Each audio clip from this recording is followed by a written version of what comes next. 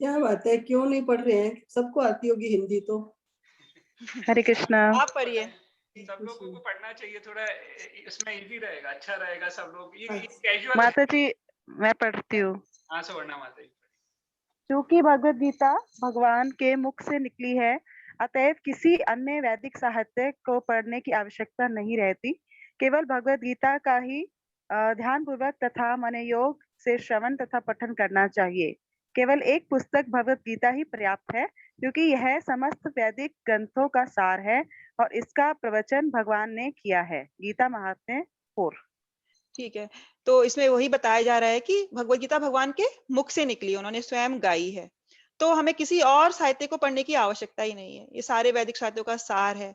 और फिर से इसी पे जोर दिया गया है कि हमें इसका नियमित रूप से श्रवण करना चाहिए, इसका पठन करना चाहिए, इसे ध्यान पूर्वक पढ़ना चाहिए। और केवल एक ही पुस्तक भगवत गीता पर्याप्त है।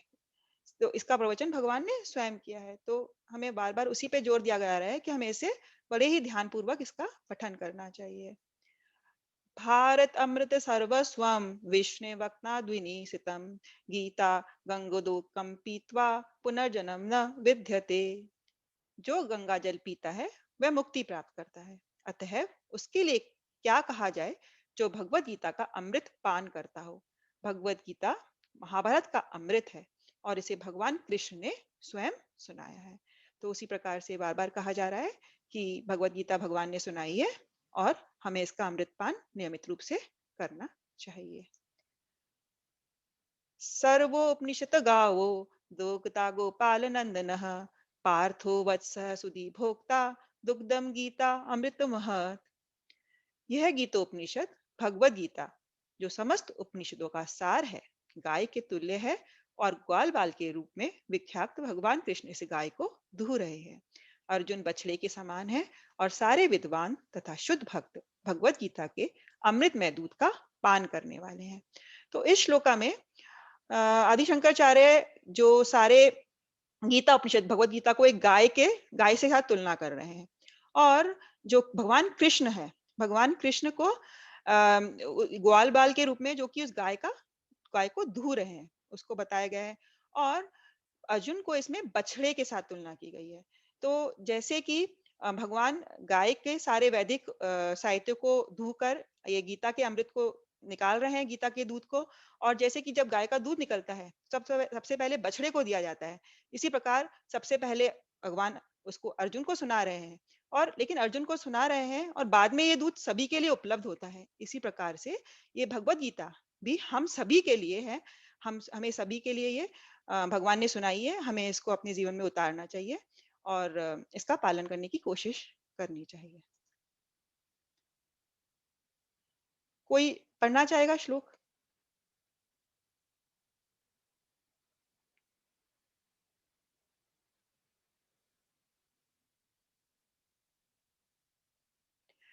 एकम शास्त्रम देवकी पुत्र गीतम एको देवो देवकी पुत्र एव एको मंत्रस्तेनामनीयानि कर्म अपि एकम तस्य देवस्य सेवा। कोई हिंदी का अनुवाद पढ़ना चाहेगा? आज के युग में लोग एक शास्त्र, एक ईश्वर, एक धर्म तथा एक विरति के लिए अत्यंत उत्सुक हैं।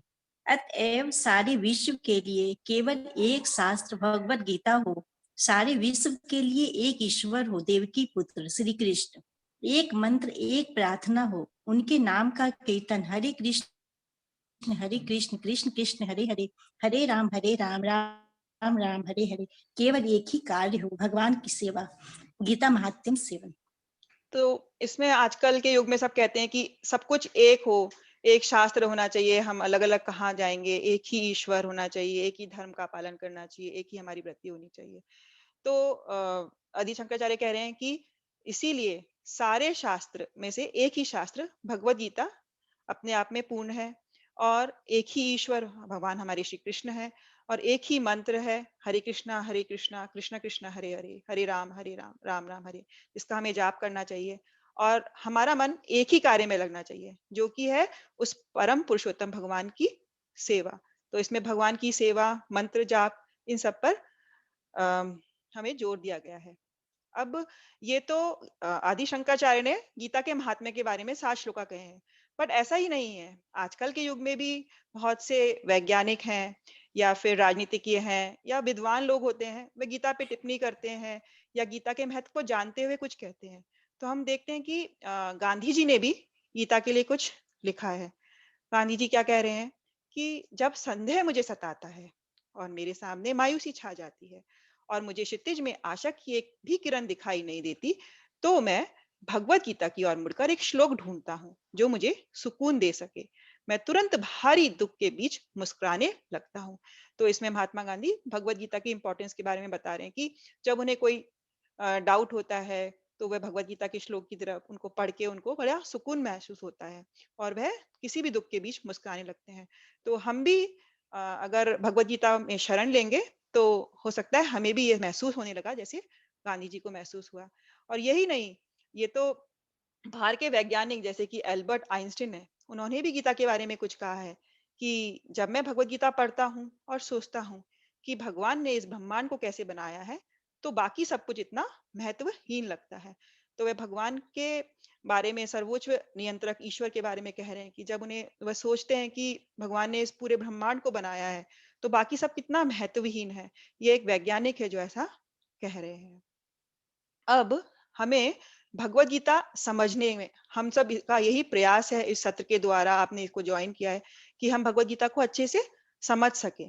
तो हमें इसे कैसे समझना चाहिए, आइए हम देखते हैं। हमें इसे समझना चाहिए अर्जुन के समान। अर्जुन ने कैसे इसको ग्रहण किया, कैसे समझा।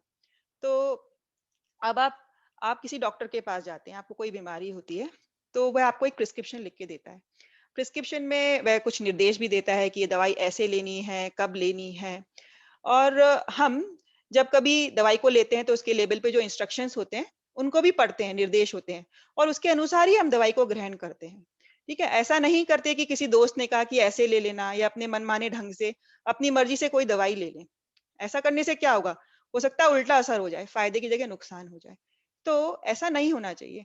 इसी प्रकार से गीता भी भगवान ने सुनाई है। ठीक है, तो भगवान जो कह रहे हैं, हमें भगवान के निर्देश अनुसार ही भगवत गीता को ग्रहण करना चाहिए, समझने की कोशिश करनी चाहिए, ना कि किसी भी मनगढ़ंत ढंग से। अब अर्जुन 10वें अध्याय के 12 से 14 श्लोका में कुछ कह रहे हैं इसी बारे में। अ, अर्जुन उवाच परम ब्रह्मा परम धाम पवित्रम परम भवान पुरुषम शाश्वतम दिव्यम आदि देवम जम विभुम। फिर कह रहे आहुस्त्वा मृषय सर्वे देव ऋषि नारदस्था असितो देवलो व्यास स्वयं चैव ब्रवीषि मे सर्वम एतम ऋतम मन्य यन्मान वदसि केशव नहि ते भगवन्य व्यक्तिम विधुर्देवा न दानवा। तो भगवान मतलब अर्जुन कह रहे हैं कि आप परम भगवान, परम धाम, परम पवित्र, परम सत्य हैं। आप नित्य, दिव्य, आदि पुरुष, अजन्मा तथा महानतम है। तो अर्जुन इसमें ये कह रहे हैं कि आप ही परम पुरुषोत्तम भगवान है, परम भगवान है। आप परम सत्य हैं, आप परम धाम है। परम धाम मतलब आप सबके आश्रय हैं, आप निवास हैं सभी के। आप परम पवित्र हैं, आप बहुत पवित्र हैं। आपको ये भौतिक जगत आपको दूषित नहीं कर सकता। हम लोग जो बद्ध जीव हैं हमें दूषित कर सकता है, बट आप परम पवित्र हैं, आपको ये भौतिक जगत दूषित नहीं कर सकता। और आप ही परम सत्य हैं, आप नित्य, दिव्य हैं, आदि पुरुष हैं। आपका कोई जन्म अजन्म है तथा आप महानतम पुरुष हैं। फिर ये तो अर्जुन कह रहा है, तो कोई कह सकता है कि अर्जुन तो भगवान का सखा है, मित्र है, वह भगवान के बारे में ऐसा कह सकता है। तो तो अर्जुन कहते हैं कि नहीं, नारद, असित, देवल तथा व्यास जैसे ऋषियों ने भी इस सत्य की पुष्टि करी है। केवल मैं ही नहीं कह रहा, इन सभी ऋषियों ने भी इस सत्य की पुष्टि करी है। और अब आप स्वयं मुझे इसे भगवत गीता के रूप में प्रकट कर रहे हैं। तो वो कह रहे हैं कि हे कृष्ण, आपने मुझे जो कुछ कहा है उसे मैं पूर्णतः सत्य मानता हूँ।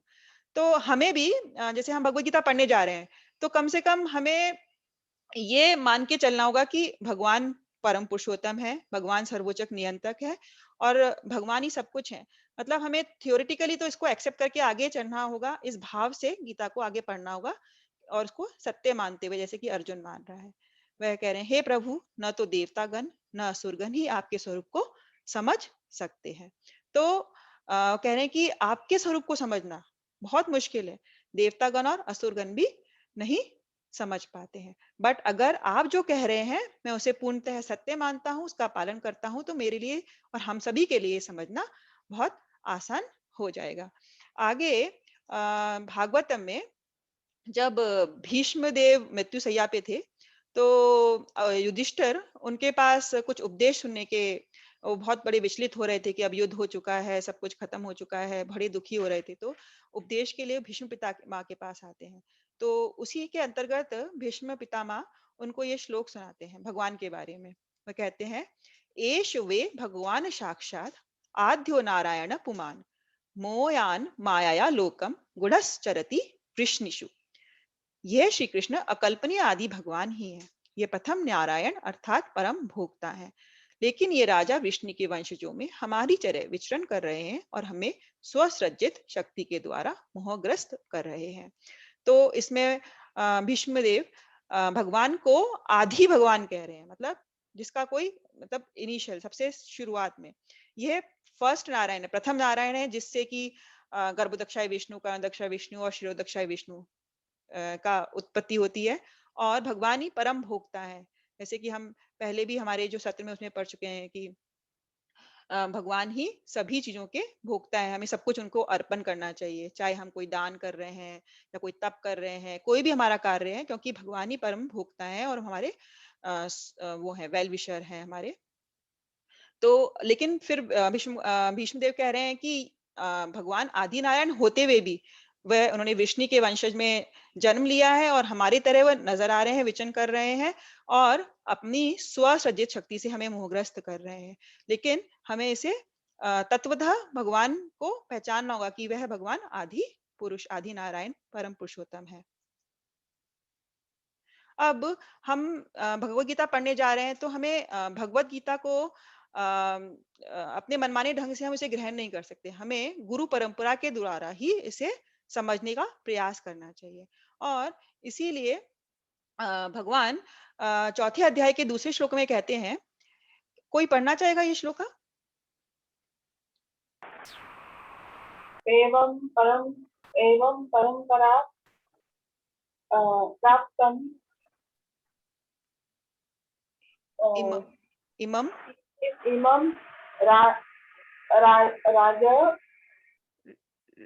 राजऋषयो विदु सकालेन एव महता योगे नष्ट परम तपः।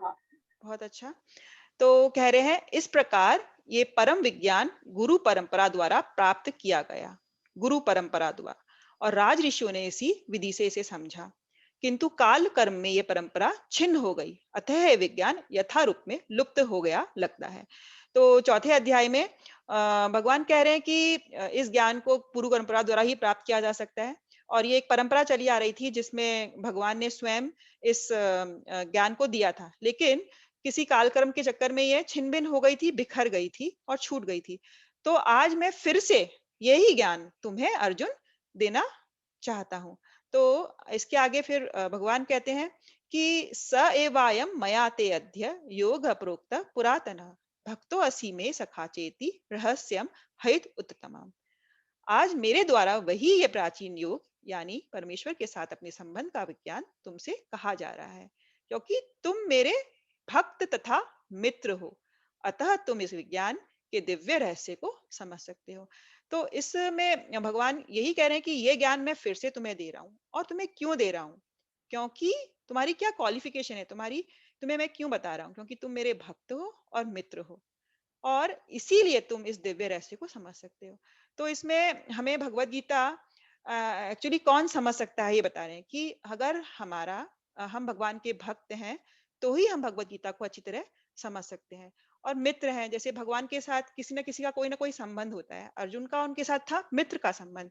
ऐसे ही किसी का वात्सल्य भाव का संबंध होता है, कोई उन्हें उनके माता पिता के रूप में होता है, कोई उनके दास्य के रूप में उनकी सेवा करना चाहता है, कोई शांत रस में उनकी सेवा करना चाहता है, कोई माधुर्य। लेकिन यहाँ अर्जुन उनके मित्र थे और उनके सबसे बड़े भक्त थे। तो श्री कृष्ण अपने भक्त को सुना रहे हैं क्योंकि वही समझ सकता है।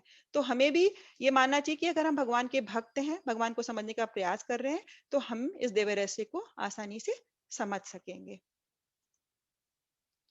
अब गुरु परंपरा द्वारा ये ज्ञान कैसे प्राप्त किया गया था, तो इसके बारे में भगवान बताते हैं कि भगवान कृष्ण ने ये ज्ञान सबसे पहले सूर्यदेव विवासवान को दिया था, फिर विवासवान ने मनु को दिया था, मनु ने इक्ष्वाकु को। लेकिन काल क्रम में ये कहीं परंपरा छिन्न हो गई थी, तो इसीलिए भगवत गीता में भगवान श्री कृष्ण इस परंपरा को पुनः स्थापित करने के लिए इस ज्ञान को अर्जुन को सुना रहे हैं। अर्जुन को क्यों सुना रहे हैं? क्योंकि वे कृष्ण के भक्त हैं और कृष्ण के मित्र हैं। तो ये सार में चौथे अध्याय के 1 से 3 श्लोका का सार के रूप में है ये। और हम भगवत गीता में ये भी पढ़ते हैं कि 3 प्रकार के ट्रांसेंडेंटलिस्ट दिव्य ज्ञानी होते हैं, 3 लेवल्स में होते हैं, ज्ञानी, योगी और भक्त। तो इसके बारे में हम विस्तार में आगे जब हम सत्र में पढ़ेंगे तो हम पढ़ेंगे कि ज्ञानी कौन है, योगी कौन है, जो योग के माध्यम से अष्टांग योग वगैरह करते हैं, ज्ञानी जो कि परम ब्रह्मन और इनके बारे में जानते हैं, और लेकिन फिर सबसे उच्चतम क्या है? भगवान का भक्त। तो इसके बारे में विस्तार में आगे से आगे चर्चा करेंगे। अब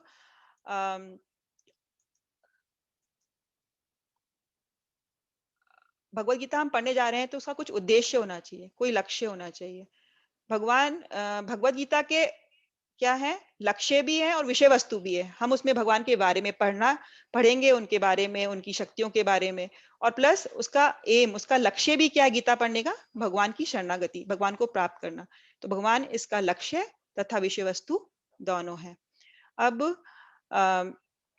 भगवान फिर से कह रहे हैं कि सर्वगुह्यतम विहूय शिनु में परमम वचः इष्टो असि में दृढ़मिति तथो वक्ष्यामि ते हितम।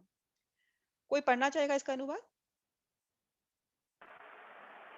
क्योंकि तुम मेरे मेरे अत्यंत अत्यंत प्रिय मित्र हो, अतएव मैं तुम्हें अपना परम आदेश जो सर्वाधिक गुह्य ज्ञान है बता रहा हूँ। इसे अपने हित के लिए सुनो। श्रीमद् भगवद गीता 18.64। ठीक है, तो ये 18वें अध्याय का श्लोक है जो कि भगवत गीता का अंतिम अध्याय है, और ये कुछ अंतिम श्लोकों में से है। अब तक भगवान ने भगवत गीता में बहुत विषय कवर कर चुके थे। वह प्रकृति के बारे में, भौतिक प्रकृति, कुछ गुणों के बारे में, भगवान के बारे में, ब्रह्म के बारे में, आत्मा के बारे में। अब इसमें भगवान ये कह रहे हैं कि अब मैं तुम्हें सबसे गुहितम ज्ञान के बारे में बताऊंगा। 3 प्रकार के ज्ञान है, गुह्य ज्ञान जो कि ब्रह्म रियलाइजेशन के बारे में बताया था, फिर गुह्यतर ज्ञान परमात्मा के बारे में, अब गुह्यतम ज्ञान बताने जा रहा हूँ। क्यों बताने जा रहा हूँ? क्योंकि तुम मेरे प्रिय मित्र हो। तो वह गुह्यतम ज्ञान जो भगवान बता रहे हैं वो अगला श्लोका में, इसके बाद वाले श्लोका में भगवान बताते हैं। क्या बताते हैं? कि मन मना भव मद भक्तो मध्याजी माम नमस्करु माम वेश्यासी सत्यम ते प्रतिजाने प्रियोसी में। सदैव मेरा चिंतन करो, मेरे भक्त बनो, मेरी पूजा करो और मुझे नमस्कार करो। इस प्रकार तुम निश्चित रूप से मेरे पास आओगे। मैं तुम्हें वचन देता हूँ क्योंकि तुम मेरे परम प्रिय मित्र हो। बार बार भगवान अर्जुन को कह रहे हैं कि तुम इसको समझ सकते हो, और मैं तुम्हें वचन देता हूँ कि तुम मेरे प्रिय मित्र हो, इसे समझ सकोगे, और तुम निश्चित रूप से अगर ये सब पालन करोगे तो मेरे पास आओगे। क्या कह रहे हैं? कि सदैव मेरा चिंतन करो, सदैव अपने मन में मुझे स्मरण करते रहो, मेरे भक्त बनो, मेरी पूजा करो और मुझे नमस्कार करो। और ऐसा अगर तुमने किया तो तुम निश्चित रूप से मेरे पास आओगे, मेरे धाम में वापस आ जाओगे। और ये श्लोक जो है ये भगवत गीता में एक बार नहीं, इससे पहले भी आया है, क्योंकि ये बहुत इंपॉर्टेंट श्लोक है। इसमें भगवान गुहितम ज्ञान बता रहे हैं अर्जुना को कि क्या मतलब मेरी भक्ति के बारे में, कि मेरे भक्त बनो, मेरी पूजा करो तो क्या होगा। तो वह 9वें अध्याय के 34वें श्लोका में भी बिल्कुल सिमिलर एक श्लोका आता है। वह ऐसे है, मन मना मम भक्तो मध्याजी माम नमस्कुरु माम वेश्यसी युक्त वेवम आत्मनाम मत प्रायना। अपने मन को मेरे नित्य चिंतन में लगाओ। सेम चीज है कि मुझे हमेशा स्मरण करो, मेरे भक्त बनो, मुझे नमस्कार करो, मेरी पूजा करो। इस प्रकार मुझ में पूर्णतः तलीन होने पर तुम निश्चित रूप से मुझको प्राप्त करोगे।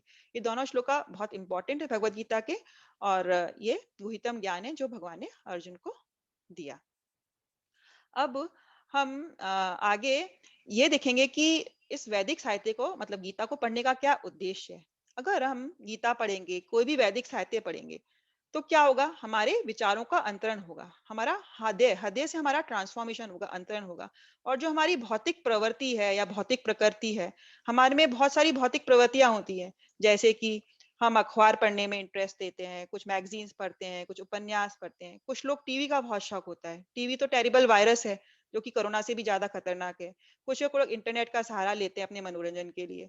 लेकिन अगर हम वैदिक साहित्य पढ़ेंगे तो हमारे विचारों का अंतरण होगा और हमारी भौतिक प्रवृत्ति से हमारी आध्यात्मिक प्रवृत्ति में उसका ट्रांसफॉर्मेशन होगा, बदलेगा। तो हम क्या आदत डालनी चाहिए, हमें पुराण पढ़ने चाहिए, वेद पढ़ने चाहिए, वेदांत सूत्र पढ़ने चाहिए, महाभारत, भागवतम, भगवद गीता।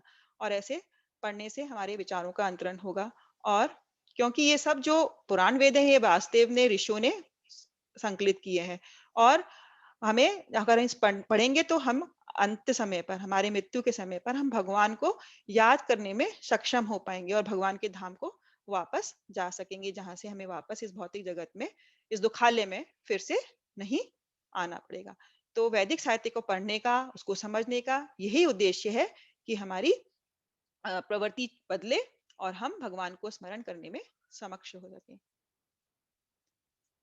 अब अर्जुन को कृष्ण के निर्देश क्या है कि हम कृष्ण के रूप में भगवान को सोचें, हमेशा अपने निर्धारित कर्तव्य को करें, सभी क्रियाओं को कृष्ण को समर्पित करें, मन और बुद्धि को कृष्ण पर केंद्रित करें। तो अब तक का ये सार है कि भगवान अर्जुन को ये निर्देश दे रहे हैं, और ये भगवान अर्जुन को देने से हम सभी को ये निर्देश दे रहे हैं अर्जुन के द्वारा।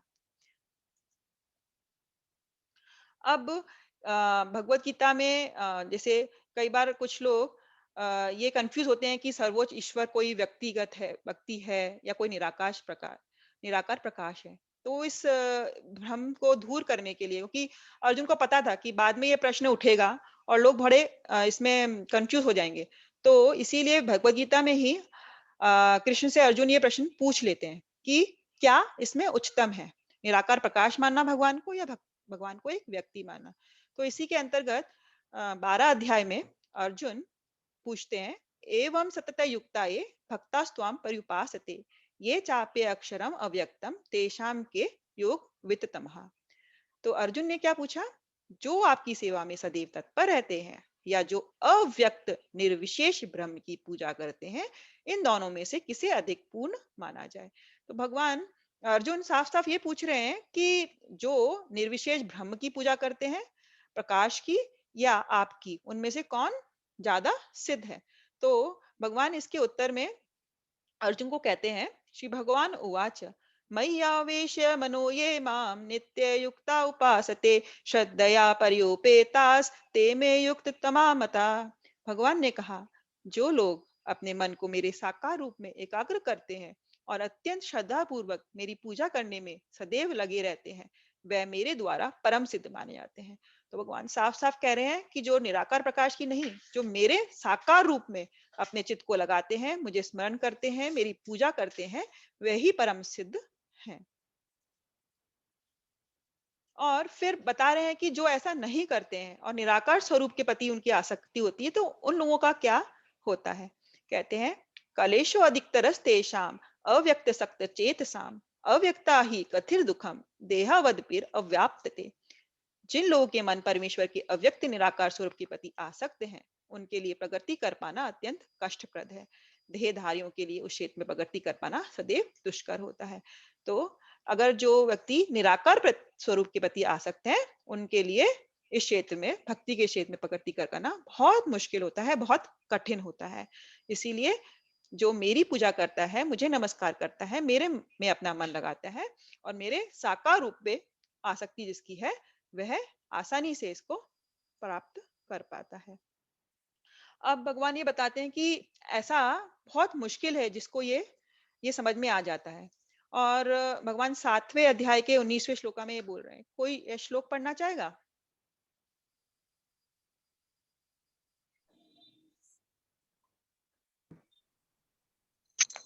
बहुनाम जन्म नामन्ते ज्ञानावान मां प्रपद्यते वासुदेवा सर्वमिति स महात्मा सुदुर्लभः।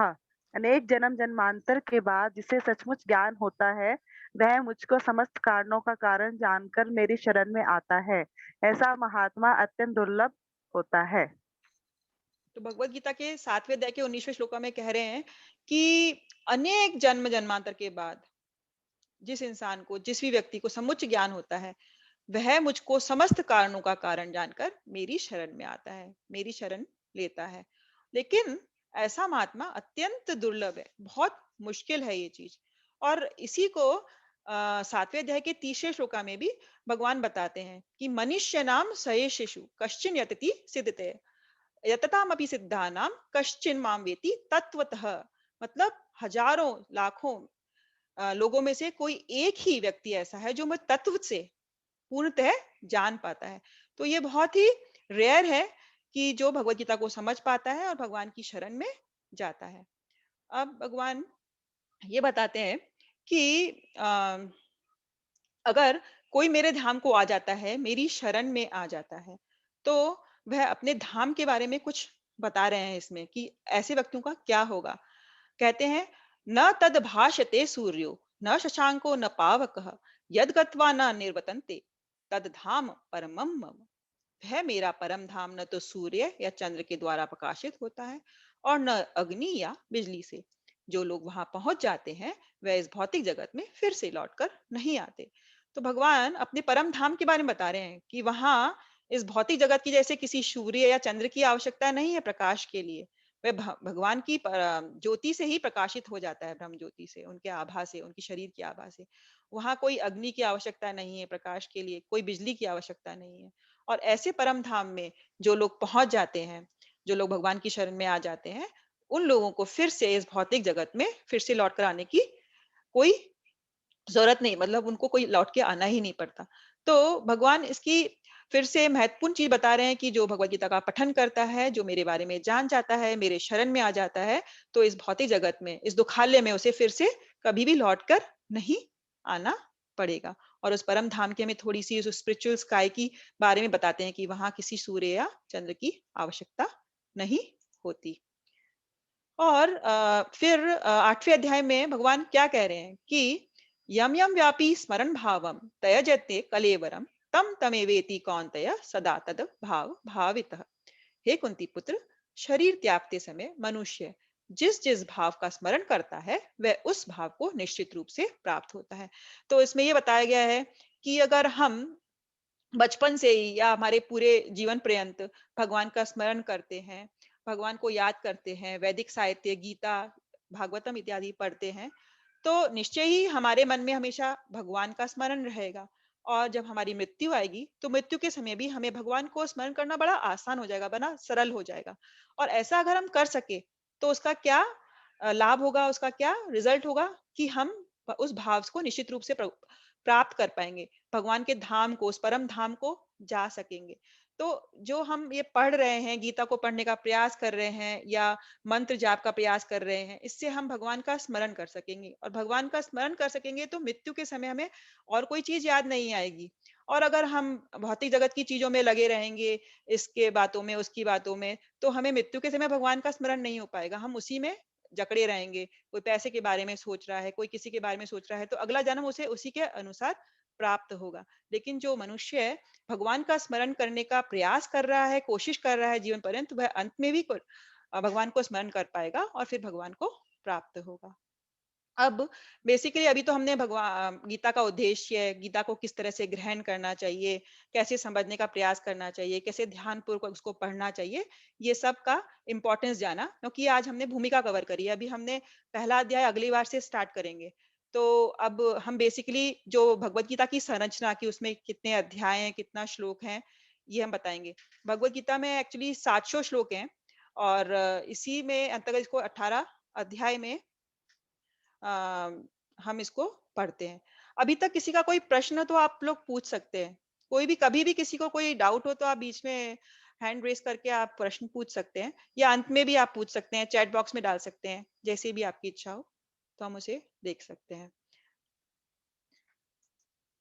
अब जो भगवत गीता है उसमें 18 अध्याय आप सभी जानते हैं, उसमें अराउंड 700 श्लोक हैं और उसके 3 महत्वपूर्ण भाग हैं, जिसमें डिवाइड किया गया है।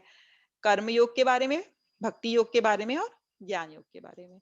और इसमें 5 प्रमुख विषय के बारे में चर्चा की गई है। वो जो 5 प्रमुख विषय है वह क्या है? ईश्वर, जीव, काल, कर्म और प्रकृति। तो भगवत गीता बेसिकली इन 5 टॉपिकों को पूरे 28 अध्यायों में कवर करती है। तो ईश्वर, तो भगवान अपने बारे में, ईश्वर के बारे में कि मैं सर्वोच्च नियंत्रक हूँ, मैं ईश्वर हूँ, मैं परम धाम, परम ईश्वर, इस सब के बारे में बताते हैं। फिर बताते हैं कि जीव, हम कौन हैं, हम आत्मा हैं और हमारा भगवान के साथ, ईश्वर के साथ क्या संबंध है, इसके बारे में भी हम इसमें चर्चा करेंगे। फिर कर्म, हम अच्छे कर्म, बुरे कर्म या कर्म जो करते हैं उसका हमारे ऊपर क्या प्रभाव होता है, और हमें जब अगला जन्म मिलता है तो उस पे हमारे कर्मों का क्या असर होता है, इन सब के बारे में भी हम पढ़ेंगे। फिर प्रकृति के बारे में, प्रकृति के 3 गुणों के बारे में, जो कि रजस, तमस और सत्व गुण है, उसके बारे में इसमें चर्चा करेंगे। और इन सब के बीच में जो इन सब के लिए है वो है काल, काल चक्र। उसके बारे में भी हम कैसे एक दूसरे को रिलेट कर रहे हैं, कैसे एक दूसरे को अफेक्ट कर रहे हैं, वो हम काल के बारे में भी इस भगवत गीता में आगे अध्ययन करेंगे। अब भगवत गीता के 3 भाग हैं, 3 महत्वपूर्ण भाग में से बताया गया है। अब आप ये एक ज्वेलरी बॉक्स देख रहे हैं। ये ज्वेलरी बॉक्स में एक नीचे का हिस्सा है और एक रत्न जड़ित ऊपरी हिस्सा है। तो जो नीचे का हिस्सा है हम उसकी तुलना कर सकते हैं इससे, भगवत गीता के पहले 6 अध्यायों से। तो पहले 6 अध्याय हम कह सकते हैं नीचे का 6 हिस्सा है, जिसे हम कर्म योग के बारे में, क्योंकि उसमें मेनली कर्म योग के बारे में, उसमें तीनों विषयों को थोड़ा थोड़ा टच किया गया है, ज्ञान को भी और भक्ति योग को भी, लेकिन मेनली उसमें कर्म योग के बारे में है। और जो ऊपरी जो हिस्सा है उसको हम आखिरी के 6 अध्यायों से उसकी तुलना कर सकते हैं। उसमें एक्चुअली ज्ञान योग के बारे में बताया गया है। और जो इस बॉक्स में रतन जड़ित, ये डायमंड की जो अंगूठी है, उसको भगवत गीता के मध्य के 6 जो चैप्टर्स हैं, जो उनके साथ कंपेयर किया गया है, क्योंकि वह सबसे महत्वपूर्ण है और वो भक्ति योग के बारे में बताते हैं। 7th to 12 जो चैप्टर्स है वो हमें भगवत गीता के भक्ति योग के बारे में बता रहे हैं, कि जो कि सर्वोच्चम है, इसीलिए वह डायमंड रिंग के समान है। और ये तुलना एक्चुअली विश्वनाथ चक्रवर्ती ठाकुर ने इसके कंपैरिजन में भगवत गीता के चैप्टर्स को इससे तुलना करी है। विश्वनाथ चक्रवर्ती ठाकुर जो हमारे आचार्य हैं, उन्होंने इसकी तुलना करी है इस तरीके से। अब जो पहला भाग है कर्मयोग, उसमें हम देख सकते हैं कि 6 अध्याय हैं और पहले अध्याय में 46 श्लोका हैं। तो 46 श्लोका में अभी इसका जो टाइटल है वो है कुरुक्षेत्र के युद्ध स्थल में सैन्य निरीक्षण। फिर सेकंड चैप्टर का टाइटल है गीता का सार, उसमें 72 श्लोका है। थर्ड चैप्टर का टाइटल है कर्मयोग, उसमें 43 श्लोका है। फोर्थ चैप्टर का दिव्य ज्ञान 42, और कर्मयोग कृष्ण भावनामृत विद कर्म, ये तीसरे अध्याय के समान ही है और इसमें 29 नंबर श्लोकास हैं। और लास्ट में 6 चैप्टर में ध्यान योग के बारे में है, जिसमें 47 श्लोका है। तो ये पहला भाग है जो कि उस डिब्बे के निचली आवरण से कंपेयर किया गया है। अगली दूसरे भाग में हम भक्ति योग के बारे में पढ़ते हैं 7th से 12 चैप्टर में। तो 7th चैप्टर का नाम भगवत ज्ञान, 8th का भगवत प्राप्ति, 9th का परम गुह्य ज्ञान, 10th का श्री भगवान का ऐश्वर्य, 11th का विराट रूप और 12th का है भक्ति योग। तो ये बेसिकली सब भगवान का भक्ति के बारे में बताया गया है। और आखिरी में ज्ञान योग के बारे में है, वो 13 से 18 अध्याय है। 13 का है प्रकृति के बारे में, पुरुषोत्तम और तथा चेतन। फिर प्रकृति के 3 गुणों के बारे में बताया गया है, पुरुषोत्तम योग के बारे में, फिर देवी तथा आसुरी स्वभाव जो हमारा होता है, फिर श्रद्धा के विभाग हैं, और फिर उपसंहार संन्यास की सिद्धि, जो कि आखिरी अध्याय है। तो आज का सत्र हम इसी के साथ खत्म करते हैं। अगर आप हमारे साथ हम चाहते हैं कि कुछ हरे कृष्णा महामंत्र का जाप अगर हम सब लोग मिलके थोड़ा सा करना चाहें तो कर सकते हैं। अगर आपके पास माला है तो आप माला ले सकते हैं, नहीं तो आप हाथ पे उंगली पे काउंट करके भी कर सकते हैं। हम लोग आज सिर्फ 15 मंत्र करते हैं, अगली बार से आप लोगों की इच्छा होगी तो हम पूरी एक माला का जाप हमारे सत्र के अंत में कर सकते हैं।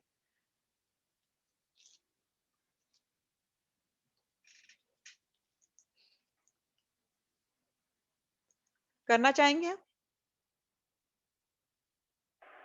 हाँ जी माता जी। तो आप हाँ, लोग हाँ। आपको सबको अनम्यूट कर सकते हैं और जैसे आपकी इच्छा हो, आप चाहें तो म्यूट पे भी रह के आप हमारे साथ जाप कर सकते हैं। किसी भी जाप मतलब जाप हरे कृष्णा मंत्र का जाप करने से पहले हमें ये भगवान चैतन्य महाप्रभु का एक मंत्र कहना होता है। हम लोग सब इसको पढ़ सकते हैं।